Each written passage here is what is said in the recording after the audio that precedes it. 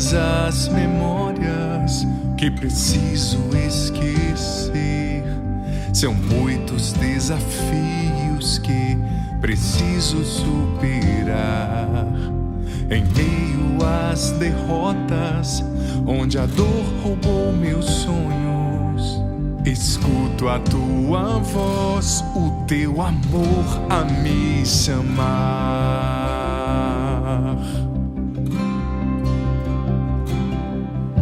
São tantas as memórias que preciso esquecer. São muitos desafios que preciso superar. Em meio às derrotas, onde a dor roubou meus sonhos, escuto a tua voz, o teu amor a me chamar.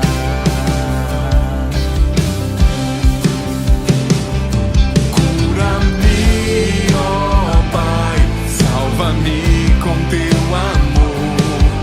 Sei que posso superar, vou contigo caminhar. Cura-me, ó Pai, salva-me com teu amor.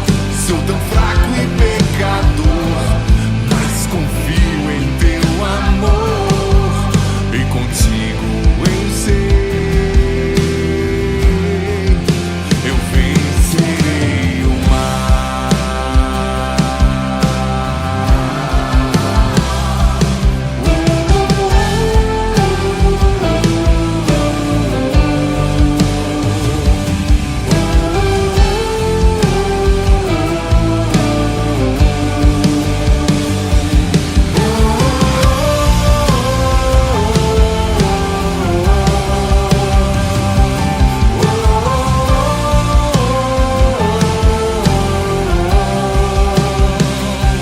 Cura-me, ó Pai, salva-me com teu amor. Sei que posso superar, vou contigo caminhar. Cura-me, ó Pai, salva-me com teu amor. Sou tão fraco e pecador, mas confio em teu amor, e contigo eu sei, eu vencerei o mal.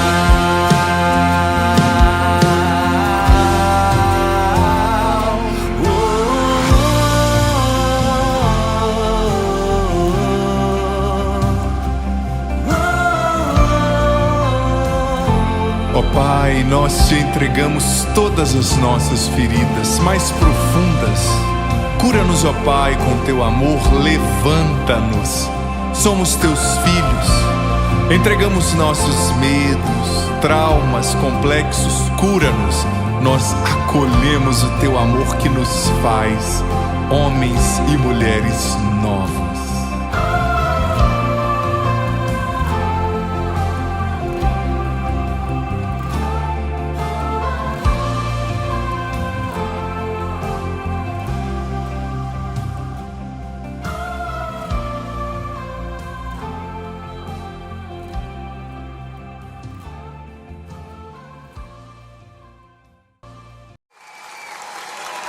Caminha comigo sobre o mar. Jesus está chamando você a andar com Ele, filho, filha. E Ele vai te sustentar e vai te fazer andar por sobre as águas. Acredite. Quero ver você cantando junto.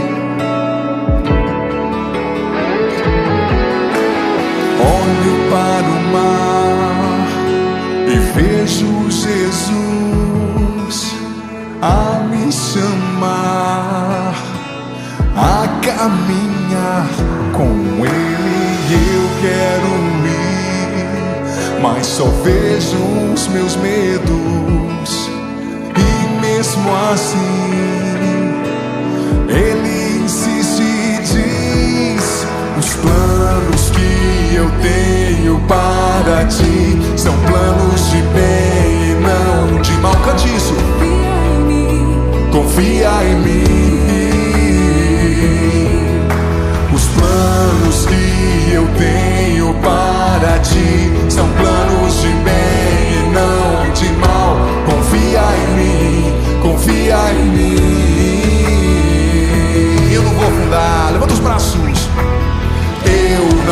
afundar.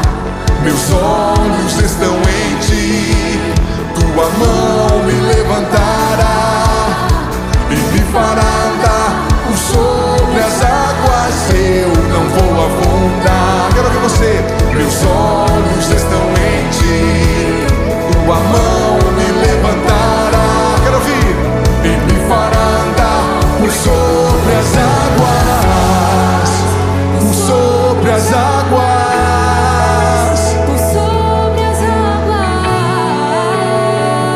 Olha para o mar e veja Jesus, Ele está chamando você. Quero ver você. Olho para o mar e vejo Jesus a me chamar, a caminhar com Ele. Eu quero ir, mas só vejo os meus medos, e mesmo assim Ele insiste e diz os planos que eu tenho. Quero ver você. Mais forte. Confia em mim. Ele te dizendo. Jeremias 29:11. Os planos que eu tenho para ti, força. Os planos que eu tenho para ti são planos de bem e não de mal. Confia em mim. Confia em mim. Levanta os braços lá em cima. Eu não vou afundar. Meus olhos estão em ti, tua mão me levantará e me fará andar por sobre as águas. Eu não vou afundar. Meus olhos estão em ti, tua mão me levantará e te fará andar por sobre as águas, por sobre as águas, por sobre as águas.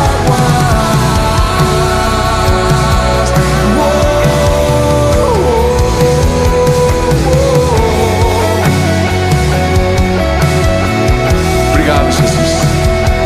O mar não vai nos limitar, o Senhor nos fará andarmos sobre as águas. E olha o que Ele te diz. Vem, vem, caminha comigo. Vem, vem, caminha comigo. Vem, vem, caminha comigo. Sobre o mar, vem, vem, caminha comigo. Vem, vem, caminha comigo. Vem, vem. Ele está te chamando. Qual é a sua resposta? Canta junto. Vem, vem, caminha comigo. Vem, vem, caminha comigo. Vem, caminha comigo. Sobre o mar, vem, vem, caminha comigo. Vem, vem, caminha comigo. Vem, sobre o mar, sobre o mar.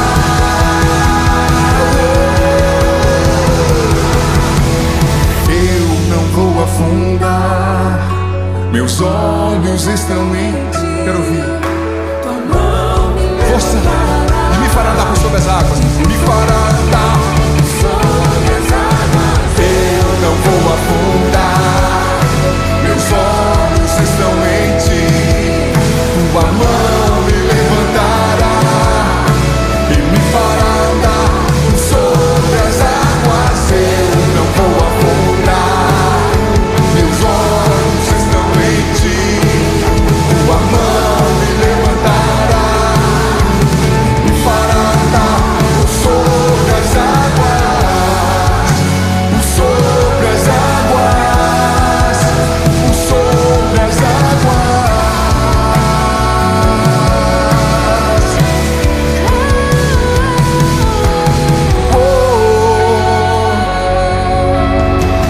Nós queremos, Senhor, andar por sobre as águas. Nós queremos caminhar contigo, Jesus. A Ele toda a honra.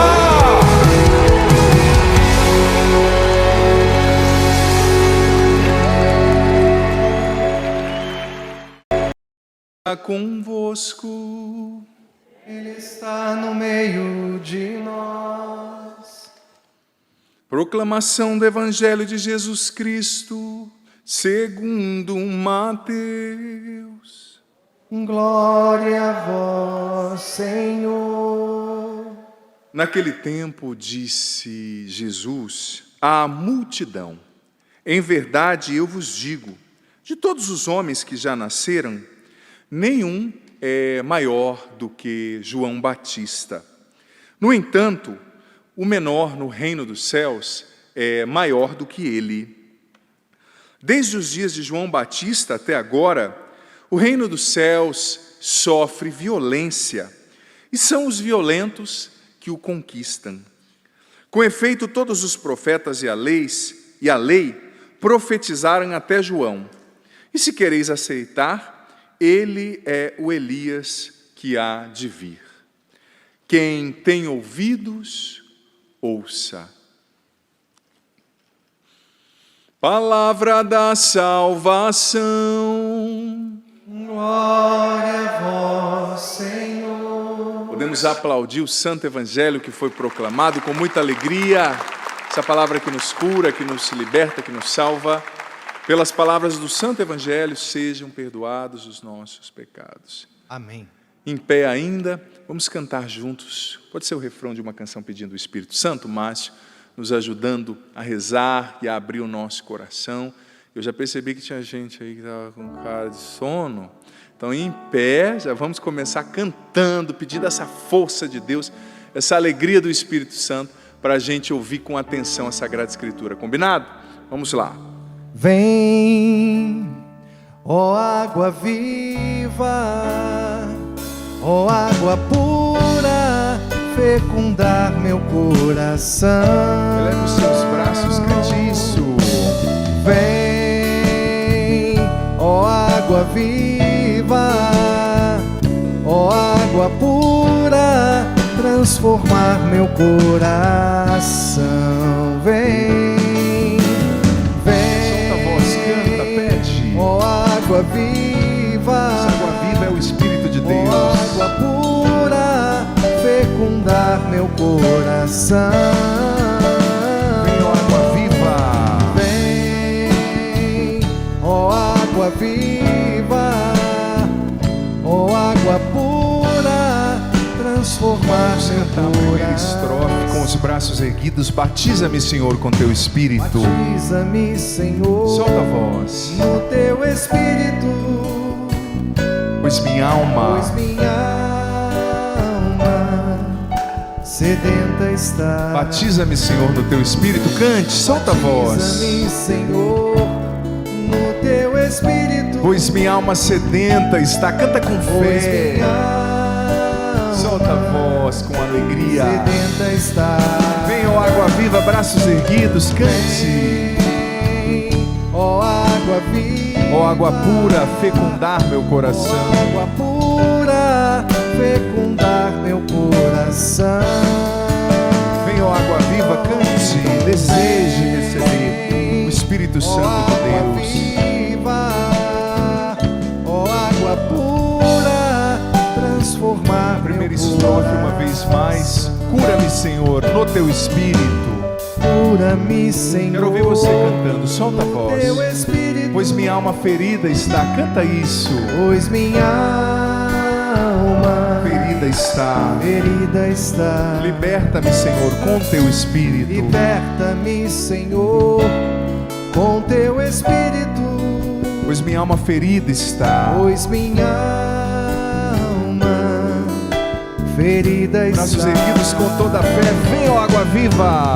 Vem, ó água viva, Ó água pura.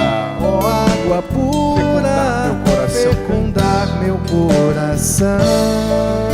Vem, ó água viva, ó água pura. Vem, ó água viva, Ó água pura, libertar ó meu água coração. pura, transformar meu coração. Vai se sentando e cantando bem suave. Vem, ó água viva. Vem, ó água Solta a voz, quero ouvir você. Ó água pura, fecundar meu coração. viva, meu coração. ó água viva. Vem, ó água viva, ó água pura, transformar meu coração.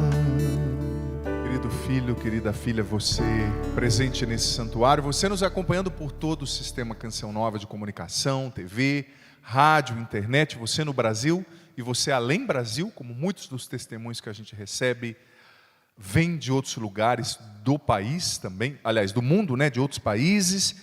Olha, não tem como, meus irmãos, você aqui, você em casa, eu começar hoje uma reflexão sem enfatizar a beleza e a providência que é para cada um de nós essa primeira leitura.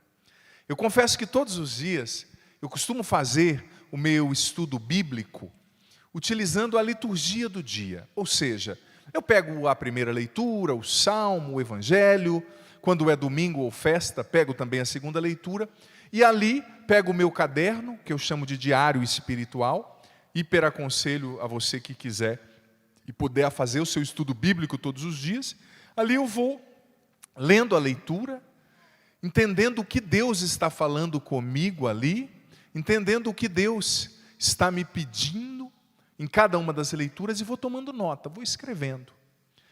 E me faz tão bem porque é interessante, é tão gostoso a gente sentir que Deus está pertinho da gente e que a gente está pertinho de Deus, né? Porque fazendo o estudo bíblico você vai ouvindo Deus. Deus vai falando com você em cada dia. É como que se você estivesse no meio de uma floresta. Esses dias eu ouvi uma história de um jovenzinho, de um rapaz, lá do Paraná, de uma cidade chamada 1º de Maio, inclusive eu morei na adolescência lá um tempo, tem familiares lá, que trabalhava como piloto de avião, passando veneno no Mato Grosso, tal. Daí ele vinha com o avião, voltava para o Paraná, e deu uma pane no avião e ele conseguiu pousar em cima de algumas árvores, no meio do Pantanal, voltando do Mato Grosso, imagina. E ele desceu ali com medo do avião explodir, né? E ficou, se eu não me engano, acho que foram 3 dias, eu não me recordo a quantia exata, mas quase morreu e conseguiu se alimentar ali das coisas que ele achava, tomou água no riacho e assim sobreviveu. Quando o encontraram, ele estava quase que num estado de inanição, né? Desnutrido, desidratado, enfim, mas graças a Deus recebeu os cuidados e hoje está bem. Mas conta essa história para dizer que a vida da gente, uso a analogia, que a vida da gente é como se nós, em cada dia, estivéssemos perdidos em uma grande floresta. É como se em cada dia que nós levantamos da nossa cama, nós tivéssemos que enfrentar os desafios de uma grande floresta, como esse rapaz. O labirinto que é a vida. Por que o padre diz isso? Porque em cada dia existem 2 coisas. Em primeiro lugar, os desafios daquele dia. Os desafios de hoje não são os desafios de amanhã. E os desafios de amanhã não serão os desafios de hoje. E por desafio, a gente pode ampliar o conceito. O padre significa, quer dizer, os problemas, as dificuldades, as lutas. Às vezes um problema interior, como a depressão, como a ansiedade, como uma desmotivação diante da vida, você dentro de casa, já fechado há tantos meses, você talvez idoso, idosa, que está vendo esse tempo passar e você fechado, ou você lutando contra uma doença, ou você, enfim, vivendo um desafio financeiro, um desemprego, esperando concretizar o seu estado de vida, o seu casamento que não acontece, você não encontrou a pessoa certa. Existem os desafios, em cada dia existem os desafios próprios daquele dia, as lutas próprias daquele dia. Mas, em contrapartida, Santo Agostinho nos ensinava no século IV, ele que era filósofo, doutor da igreja, foi bispo, ele nos ensinava que para cada dia, existem os desafios do dia, obviamente que existem, mas existe também uma graça específica de Deus para cada dia. Lembra hoje, você se lembra do momento que você acordou hoje? Ai não, padre, não quero nem lembrar, padre, meu cabelo estava todo bagunçado. Nossa, padre do céu, eu acordei hoje, né? Às vezes a gente entra tão no automático, que esse bendito desse celular que inventaram, é que a gente nem lembra o que a gente comeu de café da manhã. porque é tanta mensagem para responder, tanta coisa, né? Como foi o seu despertar hoje? Como foi? Eu me recordo como foi o meu, aproximadamente 6:30 da manhã, não é? Já acordei, a minha mente me disse, reza um pouquinho, padre. E a minha barriga me disse, vai comer. Eu ouvi a cabeça, viu? Fui rezar um pouquinho, fazer minha oração da manhã, a liturgia das horas. Mas no momento que eu e você acordamos hoje, abrimos os olhos ali na nossa cama, Deus abriu as mãos sobre você, sobre mim, e disse, hoje eu derramo essas graças específicas sobre a tua vida. Então em cada dia nós recebemos graças específicas para aquele dia, e a graça de ontem não se repete hoje, e a graça de hoje não se repete amanhã. Por isso Santo Agostinho dizia também, eu tenho medo do Deus que passa, da graça de hoje que passa, que não vai voltar. Se eu não entrar no bonde da graça hoje, esse bonde eu vou perder, essa graça eu vou perder. Mas existe também os desafios do dia. E por isso que a Bíblia, presta atenção, lembra que o padre começou falando sobre o estudo bíblico? A Bíblia, meus irmãos, ela é o GPS para te guiar no meio dessa floresta selvagem, que é a vida, que são os desafios. Eu queria muito bem estar aqui e dizer para você, a vida é maravilhosa, vai dar tudo certo, tudo muito bom, só vitória. Mas a gente sabe que não é assim, tem desafios. Olhemos para o ano de 2020, olhemos para as perdas que tivemos em todos os aspectos, perdas emocionais, perdas psíquicas, perdas de pessoas, financeiras, os impactos dessa pandemia. Mas no meio dessa selva que a gente vive, a palavra de Deus é que vai nos guiar, nos dar o alimento necessário para cada dia, a estratégia necessária para cada dia. Vai ser um mapa, a bússola, numa linguagem mais moderna, vai ser o GPS para nos guiar para fora dessa selva, dessa floresta na qual a gente se encontra em cada dia. Por isso, fazer o estudo bíblico é tomar posse da graça que Deus preparou para aquele dia. Então hoje pela manhã, quando eu fui fazer o meu estudo bíblico, eu encontrei essa primeira leitura. E ali eu entendi a graça que Deus tinha para mim nesse dia. E que tem para você também. Ali eu entendi qual era a estratégia que eu deveria usar para enfrentar os desafios de hoje. O GPS para me guiar para fora dessa floresta ardilosa, atroz, dos desafios que a vida me apresenta hoje. E veja bem, existem desafios fora, existem desafios dentro, existem desafios na família, existem desafios de sonhos que não se realizaram e aquela vozinha da frustração, da amargura falando dentro da gente. Existem os desafios da superação que a gente tem que ter, sabe? Vou ler já essa primeira leitura, mas antes, uma outra coisa que eu acho interessante colocar a título introdutório. Esses dias eu li uma pesquisa muito interessante, que foi feita na França, aproximadamente 12 anos atrás. E ela reflete muito do que a gente vive em nível mundial. Foram entrevistadas várias pessoas de várias faixas etárias, de vários lugares, lugarejos, cidades, regiões na França. E os especialistas não falavam o que estava sendo pesquisado, né? Porque se falasse o povo talvez poderia esboçar uma reação programada. Mas eles concluíram o seguinte, que em todas as pessoas que eles entrevistaram no país, as pessoas se preocupam, 70% do que elas falam e com o que elas se preocupam é o passado. As pessoas, 70% das pessoas se preocupava com o passado, e em todas as pessoas, 70% da preocupação, presta atenção aqui, é com o passado. 25% das pessoas se preocupavam excessivamente com o futuro. Viviam no futuro. 70% das pessoas viviam no passado. De todas. 25% viviam no futuro. E apenas 5% estavam no presente, falavam sobre o presente, se preocupavam com o presente. Olha só. 70% no ontem, 25% no amanhã e 5% no hoje. E é aí que a gente erra. E é aí que a gente começa a patinar e andar para trás. Sabe? Porque a graça de hoje é a graça de hoje. E o desafio de hoje é o desafio de hoje. Deus quer falar comigo e com você hoje. Por isso que a gente precisa todos os dias, o Evangelho falava de fazer violência, a gente precisa todos os dias fazer a violência contra nós mesmos, de parar para escutar a Deus, de ler a Bíblia. Nem que seja ler a leitura do dia e o Evangelho e refletir sobre isso. E escrever também é terapêutico, porque quando você escreve, você está acessando outros sentidos dentro de você. Não só a visão ou a audição, mas você está acessando a sua criatividade, você está pensando sobre aquilo. E é provado cientificamente que quando você escreve um sentimento, você toca com muito mais precisão nesse sentimento do que só pensar nele, do que só falar sobre ele. Sabe? Algo acontece. Então é importante entender que a vida está acontecendo agora. E essa palavra é para hoje. E eu e você precisamos estar no hoje. Eu vou ler essa primeira leitura novamente.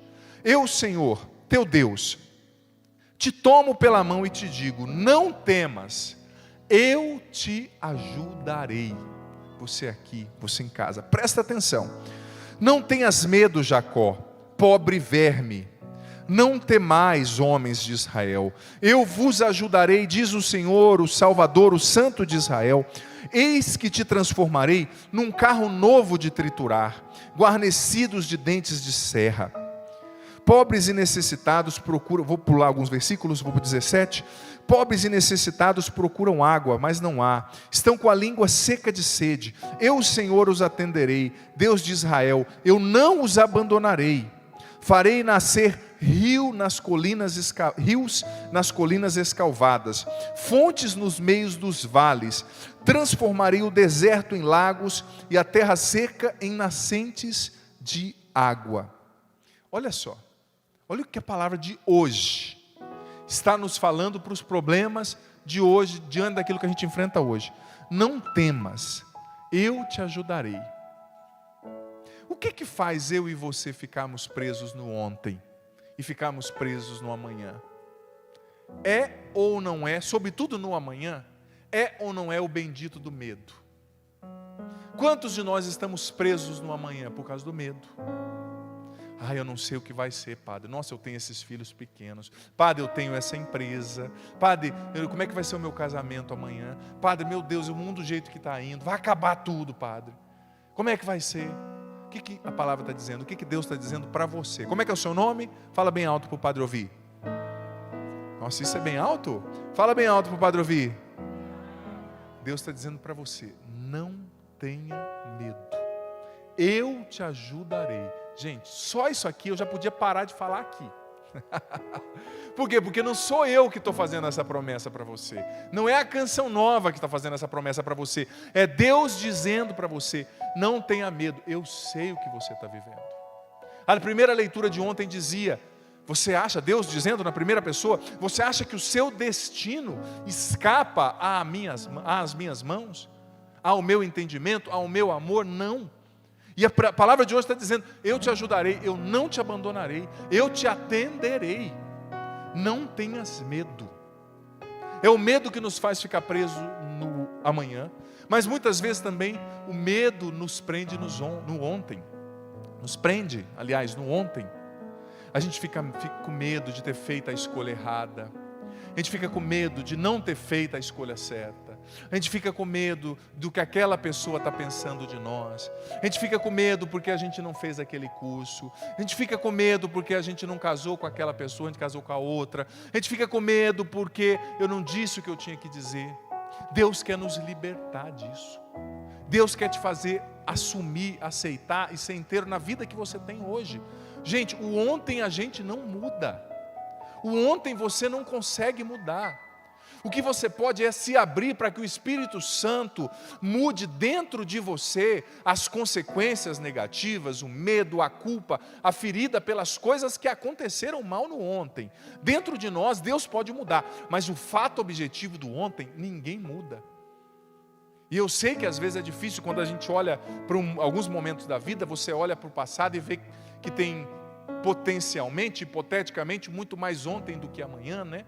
A pessoa quando vai chegando a uma idade mais avançada, e você tende a refletir muito sobre o ontem, eu entendo, é normal, sobre o passado, Mas o passado é um lugar de aprendizado, não de moradia. Você vai lá para aprender com ele, não para ficar preso nele.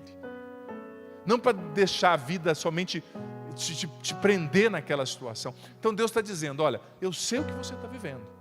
É para você que Ele está falando, para você que está aqui. Para você que está em casa. Ele está chamando você pelo nome hoje.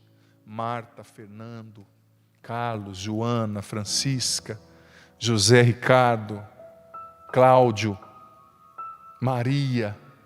É você que Ele está chamando. Está dizendo, olha, não tenha medo, eu sei o que você está vivendo. Eu sei os desafios que você está enfrentando. Eu sei os sonhos cancelados, aquilo que deu certo, aquilo que não deu, as frustrações do teu coração. Eu sei a dor que existe dentro de você quando você se sentiu comparada com aquela irmã que deu certo e você não, com aquela filha que deu certo e você não. Quando você se sente sozinha porque a pessoa com a qual você vivia, para a qual você tinha entregado a sua vida, simplesmente resolve te trair e ir embora. Ou você na viuvez, ou você que perdeu nessa pandemia alguém que você amava, ou você que está lutando contra um vício. É difícil, mas Deus está dizendo, não tenha medo, eu sei o que você está dizendo. Está passando, está sentindo, está vivendo. Você vivendo a depressão, a ansiedade, o medo. Deus está dizendo, não tenha medo, meu filho. Eu sei o que você está vivendo. Eu entendo você. Eu te ajudarei. Eu acho tão bonito quando os verbos estão flexionados assim na primeira pessoa. É como se Deus estivesse dizendo assim, ó, pode jogar a bola quadrada que eu mato no peito. Quem gosta de futebol está entendendo o que eu estou falando. E eu estou hiper feliz porque meu time está jogando bem ultimamente, né? Você percebeu que o Pato até é mais sorridente. Não vou nem falar qual time é, mas para bom entendedor, meia palavra basta. Só falo que ganhou de 4-0. Ou não podia falar ontem à noite, né? Mas estou muito feliz. Mas você já percebeu que quem joga bem mesmo, vai aquele zagueirão assim, quando tem um zagueirão grandão assim, igual o Pato, nem todo grandão é ruim de bola, viu? Mas tende a ser um pouquinho mais grosso, né, na hora de chutar. Pega um cara de quase 2 metros, eu jogo aquela bola quadrada, aí o atacante ou o meia que é bom, mata a bola no peito, a bola fica redonda. É como se Deus estivesse falando para você. Ó, pode jogar a bola quadrada, que aqui eu vou matar no peito. Ou seja, é como se Deus estivesse falando para... Como não? Deus está falando para você. Você é um problema meu. Eu te ajudarei. Na primeira pessoa, Ele está chamando a responsabilidade. Não tenha medo, porque eu, o Senhor, o Deus que criou o céu, a terra, te ajudarei. É claro que isso não exime, filho, filha, a nossa responsabilidade humana, o nosso papel. A gente tem que fazer a nossa parte, a gente tem que lutar contra aquilo que a gente tem que lutar, a gente tem que desenvolver as nossas habilidades, mas no fundo não depende só da gente. Eu acho que nada melhor do que esse ano de 2020 para mostrar para nós que nós não somos assim tão bons, poderosos, onipotentes como nós achávamos que poderíamos ser, né? Olha só, um ano, uma pandemia muda o curso da história. Quantas empresas falindo. A bendita da inflação que por mais disfarçada e chamada de outros nomes que está sendo, voltou e a gente está vendo o efeito disso, né? Na prateleira, não tem como dizer. É claro que as coisas são muito bem articuladas e muda-se o nome, mas a gente está vendo o efeito nas prateleiras. A matéria-prima faltando. Gente, um ano, tudo que a gente... É como se nós vivêssemos sobre um castelo de cartas e alguém assoprou e caiu. Aí a gente está vendo como a vida é vã, sabe? Como a gente tem que fortalecer, firmar as nossas seguranças naquilo que verdadeiramente é consistente. Tudo passa, só Deus não. Só o amor de Deus não. E olha, essa palavra é para você. É você mesmo aqui em casa. É você que está pensando, não é para mim, Padre. Eu sou muito pecador, Padre. Não é para mim, Padre. Eu estou muito distante de Deus, Padre. Padre, não é para mim essa palavra, porque, Padre, eu já ouvi muitas missas, eu já devia ter me convertido e não me converti direito, eu caí nesse vício de novo. Ai, Padre, eu não gosto muito desse negócio de igreja, sabe? Isso não é para mim. Alto lá.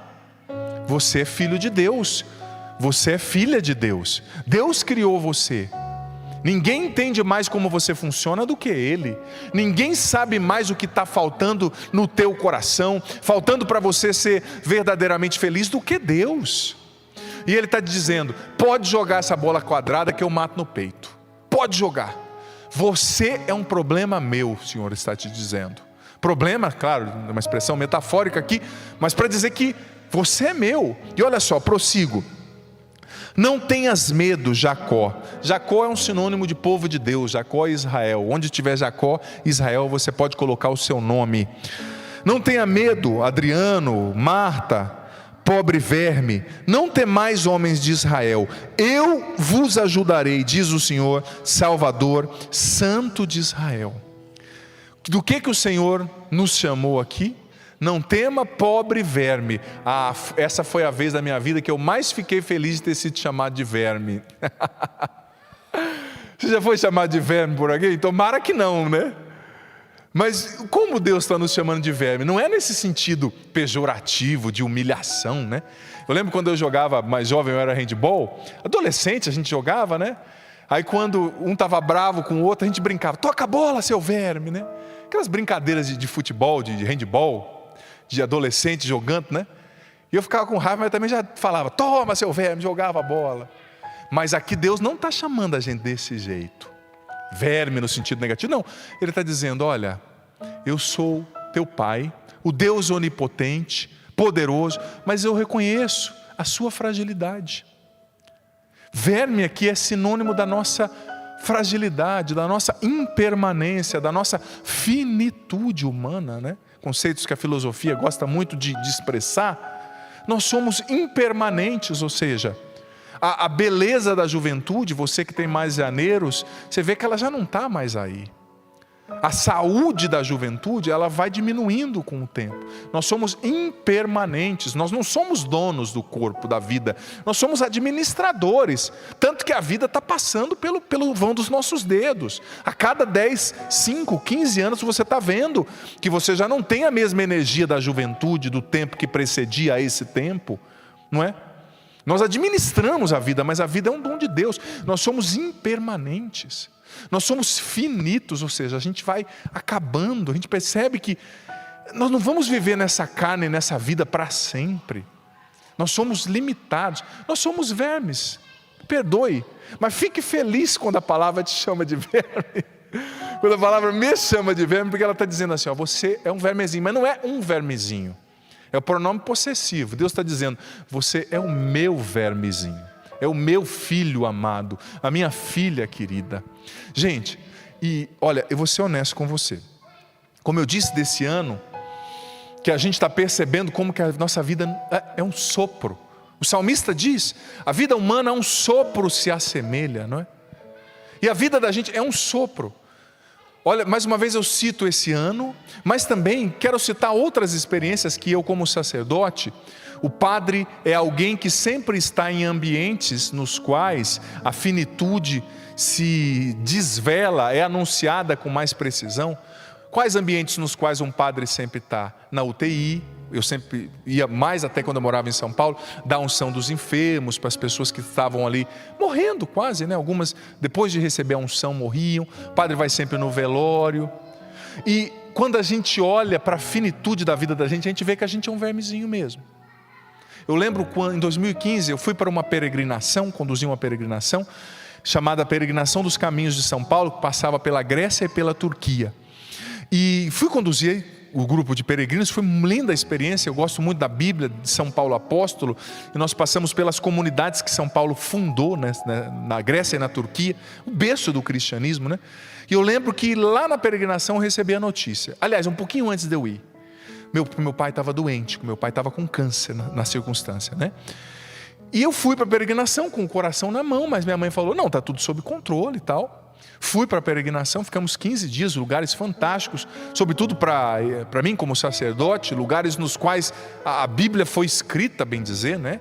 Para mim foi emocionante, não obstante que são lugares muito bonitos também, né? Uma beleza natural, histórica, fantástica. Mas eu cheguei em um dia, no outro dia cedo eu liguei para minha mãe disse, olha, o teu pai vai operar depois de amanhã. E eu falei, não, então eu vou para aí, ainda com o fuso horário na cabeça, fui para o Paraná, né, minha família é do Paraná. Me recordo que estava lá com meu pai, perfeito, né, você olha para a pessoa assim, nem sempre uma enfermidade interna dá sinais externos, né, a pessoa estava bem, meu pai muito bem. Fez a cirurgia, demoraram ali, ela demorou, se não me engano, 4 ou 5 horas a primeira cirurgia. Voltou para o quarto, estava ali no quarto, e a gente ali se recuperando e já conversando sobre como que a gente ia fazer no Natal, porque era em dezembro na época, né, 2015. Passaram-se 2 horas, o médico entra meio assustado e disse: olha, a partir de agora o senhor não toma mais nem água, porque nós vamos voltar para o centro cirúrgico, né? Tinha tido uma infecção, porque ficou um pouco do intestino exposto, né, para cicatrização. É um processo técnico que eu não me lembro o tempo. E eu lembro que eu fiquei ali com o meu pai conversando, né, e ele ficou assustado, imagina, né? A pessoa entende a gravidade, era um homem adulto, e eu também muito assustado, né? Fui rezar, e o meu pai me perguntando o que precisa, o que é importante para você viver bem esse momento, atravessar bem esse momento, né? Falei: olha, pai, o importante é você fazer uma boa confissão, né? Aí ele falou: então eu queria fazer uma boa confissão, mas sabe quando não cai a ficha? Que era meu pai, né? Além de ser um fiel, que se a pessoa quer fazer uma confissão, o padre ali era eu, né? Eu falei: seria muito bom mesmo, né? Aí passou uns 5 minutos, eu falei: eu sou padre.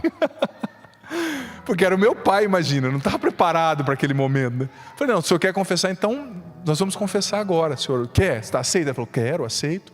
E ele fez a confissão. Graças a Deus, uma confissão linda. Foi para o centro cirúrgico. E, gente, ali, sabe quando você sente que a pessoa está saindo pelo vão dos seus dedos, né? Ali eu falava: gente, ele estava aqui, agora falando comigo, né? Estava tão bem, mas a vida ela é volátil, né? Nós somos nada, nós não somos nada. E a cirurgia foi muito difícil, foram 7, 8 horas de cirurgia. Graças a Deus, foi muito incisiva, teve que tirar boa parte do intestino, ficar com a colostomia, né? Mas graças a Deus foi muito boa, o médico conseguiu reverter o quadro de infecção, e está lá o meu pai vivo até hoje, claro, com algumas consequências, sequelas, mas eu lembro que aquilo ali, claro que eu já tinha ido em muitos lugares atender pessoas, dar unção dos enfermos para as pessoas, mas aquilo quando é com a gente, né, com a família da gente, parece que o baque mexe muito mais ainda, né? E eu fiquei refletindo, eu falei: nossa, meu pai poderia ter ido e não voltado. Eu poderia pegar o carro aqui e ir até Lorena, que é uma cidade vizinha, São Paulo, e não voltar, porque a vida ela se esvai, né? Mas Deus está dizendo, mesmo nessa fragilidade sua, essa fragilidade de uma saúde talvez fraca, nessa fragilidade de uma depressão, na fragilidade de um vício, olha, dá um desânimo quando a pessoa está lutando contra um vício e não consegue vencer. Eu contei muitas vezes o meu testemunho pela TV Canção Nova, que na minha adolescência e juventude, infelizmente por não conhecer a Deus, fui viciado em drogas muito tempo. Se não fosse a oração da minha mãe, do meu pai, dos jovens do grupo de oração, eu provavelmente tinha morrido nas drogas, como muitos dos meus amigos daquela época morreram nas drogas, infelizmente. Mas com 17 anos fui chamado para fazer um encontro da igreja ali, fui liberto por Deus e comecei uma caminhada linda com Deus na igreja, sem vício, sem droga, sem bebida, sem cigarro, usava quase todo tipo de droga na época, né? Mas eu lembro o desânimo que me dava quando eu dizia para mim mesmo: não, amanhã eu não vou cheirar, amanhã eu não vou fumar. E no outro dia eu cometia tudo de novo. Vai dando um desânimo, um desespero, sabe? Um desespero na pessoa. Talvez você que me acompanha hoje esteja assim, você aqui nesse santuário, por alguma área, algum vício da sua vida. Mas Deus está dizendo: você é o meu vermezinho, eu vou te ajudar. Se você quiser a minha ajuda, eu vou te ajudar, diz o Senhor. E veja bem que no versículo 18, no final da leitura, Deus está dizendo: eu vou fazer rios correrem no meio do deserto. E o que isso significa, filho, filha? Deus está te dizendo: eu vou realizar o que é impossível para você. Você já viu um rio nascendo no meio do deserto? Imagina aqui o deserto do Saara, imagina aqui o deserto do Jalapão, ou outros desertos. O rio naturalmente não nasce no meio do deserto, mas Deus está dizendo: eu sou Deus, você é um problema meu, eu vou realizar o impossível na tua vida, se você permitir que eu te ajude, se você permitir que eu te levante, se você permitir que eu entre nesse poço sujo para tirar você daí, eu vou te ajudar, diz o Senhor. Não existe problema maior que o poder de Deus. Existe mais perdão em Deus do que pecado em você. Não existe pecado que Deus não possa perdoar, a não ser a obstinação de viver a vida inteira fechado à misericórdia e ao amor de Deus. Eu te ajudarei. É para você que Deus está falando. Você aqui, você em casa. É você mesmo, nessa cama, com essa depressão que não quer sair daí há muito tempo. Você desistindo da sua vida. Deus está te dizendo, eu tenho uma graça para a tua vida hoje. Eu quero te levantar. Você é um problema meu. Eu vou matar no peito essa bola quadrada e vou levantar você, porque eu sou teu pai.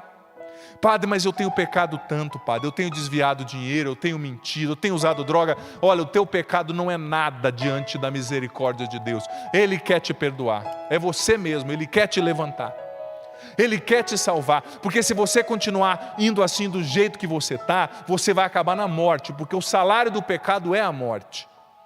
Eu tenho certeza que se não fosse a misericórdia e o amor de Deus me libertando, lá no final dos anos 90, eu não estaria aqui.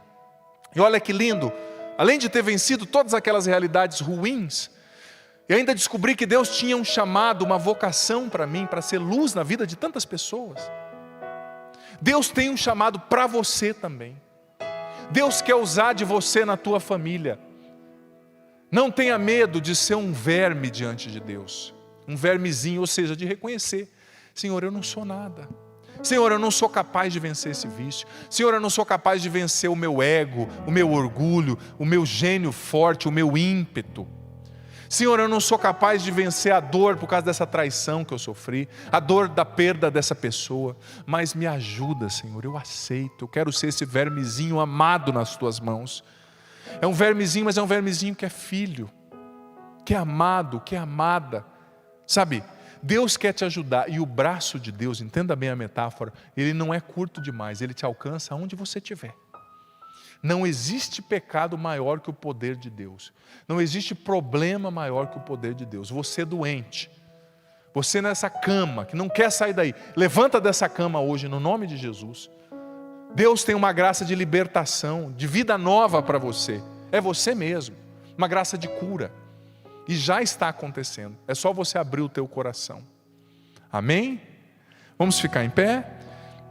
Nós vamos cantar, Márcio, pedindo o Espírito Santo novamente, e vamos rezar juntos. Olha só, um dos dons mais complexos no meu ponto de vista, e mais lindos que Deus nos deu, é o chamado livre-arbítrio. É uma bênção. Às vezes eu questiono Deus, quem sou eu, né? Pobre verme para questionar. Mas Senhor, se não tivesse esse bendito, se todo mundo já andasse na linha, seria mais fácil, né? Mas Deus é Pai, Ele não quer fantoches, Ele quer filhos que escolham o seu amor, que se deixem ajudar por eles.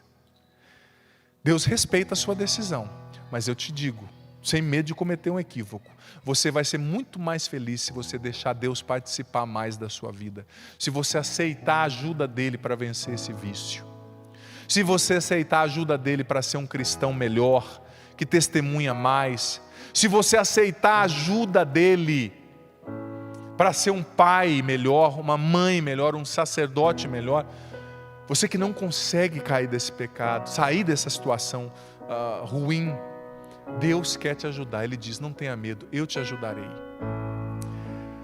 Se você quer, se você se sente à vontade assim, eleva os seus braços um momento. A gente reza com o corpo também, por isso que o Padre pede para você elevar os seus braços. E se você quer a ajuda de Deus, você vai dizer agora com as suas palavras, Senhor, eu quero ser ajudado por Ti. Se você quer a ajuda de Deus, você vai começar a rezar agora. Olha, veja bem, esqueça de quem está aqui, esqueça de quem está do seu lado direito e esquerdo. É você e Deus agora, é você e Deus. Eleva os seus braços e solta a tua voz, conversa com Deus agora. Foi Ele quem te trouxe aqui, foi Ele quem fez que você ligasse, permitiu que você ligasse a televisão, ou acessasse pelo celular, pela rádio, pela internet, pelo computador. Fala com Ele agora, filho, filha, conversa com Ele agora. Diga, Senhor, eu aceito a Tua ajuda. Diga: Senhor, eu me abro, eu aceito o teu amor na minha vida, na minha história, no meu coração. Filho, abra o teu coração, vá se abrindo agora a Deus, vá dizendo agora para Ele que você quer, que você se abre, que você deseja essa ajuda dEle. Vá nomeando agora diante de Deus as áreas nas quais você precisa dessa ajuda. Se você precisa de ajuda para superar a traição que você sofreu por parte do seu esposo, da sua esposa, peça agora: Senhor, me ajuda nessa área. Se você precisa de ajuda para superar a depressão, o medo, a ansiedade, para superar uma ferida do passado, para se desprender do que já passou, se você precisa de ajuda para superar os julgamentos que você tem sofrido, as pessoas têm julgado você, não têm te interpretado de maneira ordeira, positiva, peça ajuda do Senhor nessa área. Se você não consegue vencer um vício da droga, de uma impureza já acentuada, se você não consegue ser fiel ao seu matrimônio, à sua vocação, ao seu sacerdócio, peça agora: Senhor, me ajuda, eu quero, eu preciso da tua ajuda. Deus não resiste a um coração humilde. Deus não resiste ao clamor de um coração humilde, de alguém que reconhece: sim, Senhor, eu sou um verme, mas eu me abro, eu quero, eu aceito a tua ajuda. Vai rezando, filho, filha, vai dizendo agora com as suas palavras. Você aqui, você em casa, não deixe de rezar, não deixe de conversar com Deus. Se você não tem o que falar, só vá repetindo: Senhor, eu aceito a tua ajuda, ajuda-me. Senhor, eu aceito a tua ajuda, ajuda-me. Senhor, eu aceito a tua ajuda, ajuda-me. Vá rezando, o Padre vai ministrar um pouco a oração sobre você, e você vai rezando com as suas palavras. Pai, em nome de Jesus eu peço, batiza agora no teu Espírito Santo todos que estão aqui, todos que estão em casa. Batiza-nos agora, Espírito Santo, com poder. Vem curar a nossa alma, a nossa mente, o nosso ser. Liberta-nos, Espírito de Deus, da cegueira, da surdez, da mente, da alma, do coração. Dá-nos a compreensão profunda de tudo que ouvimos aqui, Espírito Santo. Liberta-nos do orgulho, da vaidade que não nos deixa reconhecermos a nossa condição atual de vermes pecadores limitados. Faz-nos mais humildes diante da impermanência, da finitude da vida. Vem, Espírito Santo, nos encha, nos batiza agora. Vem, Espírito Santo, faça com que todos e cada um de nós aqui e em casa tenhamos agora um encontro pessoal com Jesus. Que todos aqui, com todos em casa, Espírito Santo, que todos aqui, que todos em casa tenham agora um encontro profundo e pessoal com Jesus, Espírito Santo. Vem nos batizar, vem nos libertar do orgulho. Muitas vezes a gente não aceita o amor de Deus, a gente não aceita a ajuda de Deus por orgulho, Senhor. Por orgulho, Espírito Santo, porque achamos que estamos bem, porque achamos que não precisamos de Deus, que esse negócio de igreja é excesso, é baboseira. Mas vem e amolece o nosso coração, dá-nos um coração novo, um coração de carne, Espírito Santo. Vem, nos encha, nos batiza, nos liberta do mal, cura as nossas feridas e enfermidades, na alma, no corpo, na mente, nas emoções, Espírito Santo. Faz de nós pessoas novas, faz-nos compreender tudo o que ouvimos aqui. Vem, Espírito de Deus. Minha alma tem sede de ti, ó meu Deus. Sabe cantar. Minha alma suspira por ti. Minha alma tem sede de ti, ó meu Deus. Cante. Minha alma tem sede de ti, ó meu Deus. Minha alma suspira por ti. Minha alma suspira por ti. Com fé, sopra em nós. Sopra em nós, sopra em nós. Somos teus filhos, ó Pai. Estamos reunidos em teu nome. Sopra em nós, sopra em nós. Somos teus filhos, ó Pai, cante. Somos teus filhos, ó Pai. Estamos reunidos em teu nome. Estamos reunidos em teu Vento impetuoso, nome. levanta os teus braços e cante com fé.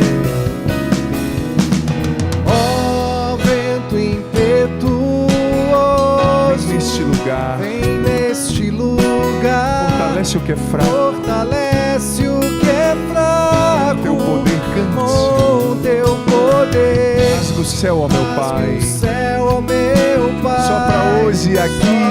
Sopra hoje hoje aqui. Vem Espírito Vem Santo. Espírito Santo.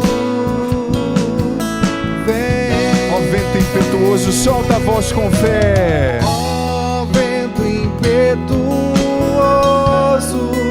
vem neste lugar. Fortalece o que é fraco com teu poder. O céu, ó meu Pai. Faz que o céu, ó meu Pai, Só pra hoje aqui. Só pra hoje aqui. Vem Espírito Santo. Vem Espírito Santo.